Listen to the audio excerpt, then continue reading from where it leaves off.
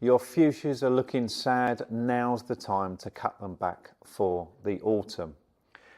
I'm Alan from Newlands Nursery, and what we're going to do is cut back this fantastic fuchsia. So if you're growing fuchsias that are not hardy, so not the hardy types of fuchsias, things like upright or bush fuchsias or trailing fuchsias, they are perennial plants, so you can take them through the winter, but they need a little bit of care and they definitely need to be brought in. So the first thing you want to do is cut them back.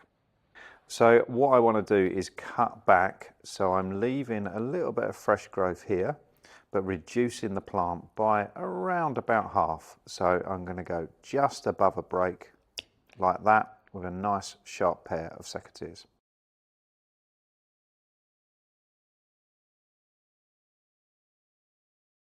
Now that we've cut it back, it is ready to be brought in. So these are not frost hardy. And of course, as we go into the winter in pretty much every place of the UK, we get frost, so we bring them in. So a windowsill is perfect, something with a little bit of light, a conservatory, and if you've got a heated greenhouse, that's even better.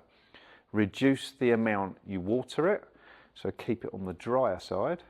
But other than that, it's as simple as that. When it comes to the spring, you'll start seeing sprouts from these breaks, and you're going to enjoy your fuchsia for next year as well. See you soon.